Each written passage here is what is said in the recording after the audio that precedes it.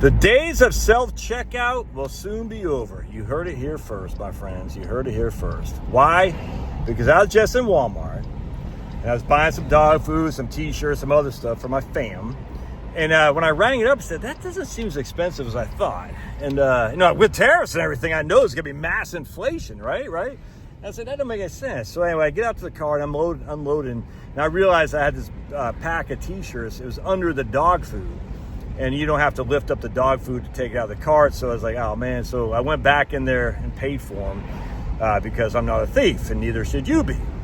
But they messed up. No, you don't steal. Look, dude, back in my younger days, I was a clerk, whatever it is, at People's Drug Store in Silver Spring, Maryland. And this is just, what an idiot. My girlfriend come up, when I had to load her up with all kinds of stuff, and she was 15, I was 17. I say, here you go, take this, take that, take this, take that.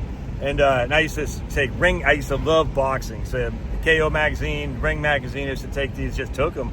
Had not even a second thought about it. Anyway, one time her parents came up with the stuff I had given her, her back to school stuff. They said, this is stealing. I said, well, I'm just giving it to her. She goes, no, it's not your stuff. That's how immoral I was. I never thought it, literally never even crossed my mind that was stealing. As I don't know why, because I was raised by hippies that weren't amoral people, but for some reason in my teenage years, I just never even thought that was stealing. I just said, I'm just giving her. It's weird. I'll never forget that. I was like, what? I mean, I was like, huh? You're stealing? And she goes, you can't just give some. Anyway, and her parents are very left wing too. And I was like, really? Okay. And so I took the stuff back, and I said, anyway, it was weird. I was somewhat actually upset. I said, how dare you? But then I said, oh yeah, I guess you're right. That's what happens when you're raised by a parent who's not around. You just don't know. And it was funny because when you're doing something wrong, and if you're raised in a moral character, and if you're raised in an amoral character, you might not know that. It seemed like I thought I saw an animal. Anyway, so I go back there, pay for it, and it just occurred to me, as I was walking out, what I thought was I had paid for everything. It was just some young Indian kid, probably 18 years old.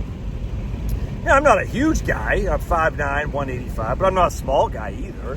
And, I'm not intimidating, but I'm not intimidating. I'm just a regular old man Josh. Old man Josh! Anyway, and so I can see a younger kid saying, I'm not going to challenge this guy.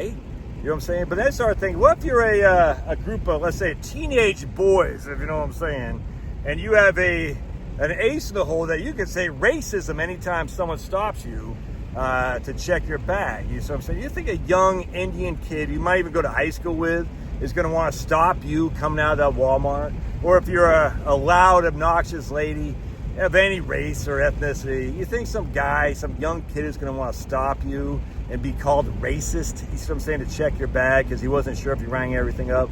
No, dude, he's not. Remember the chick from Starbucks, the white girl who told the freaking homeless thugs that they had a Diddy Mao, and they fired her for being racist? Thankfully she sued and won, but no one wants to go through that crap.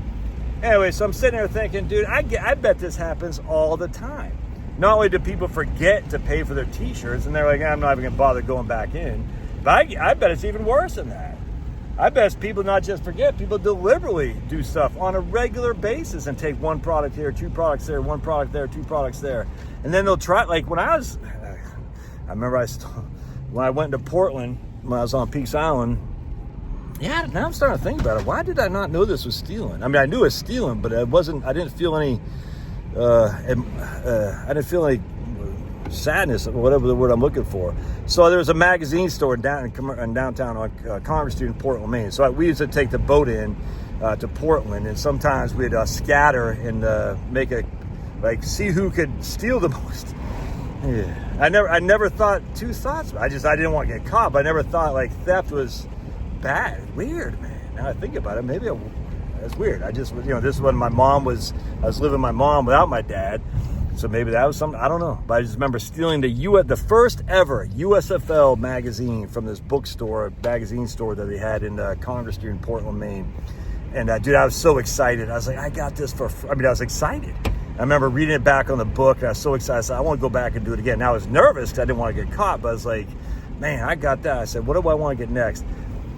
But something happened, and I said, I remember something kind of settled in. I said, I'm not so sure it's a good idea. More about getting caught than it was about the wrongness of stealing something. You know what I'm saying? And now that we have, basically 40 to 50% of our society is raised without a dad in the house.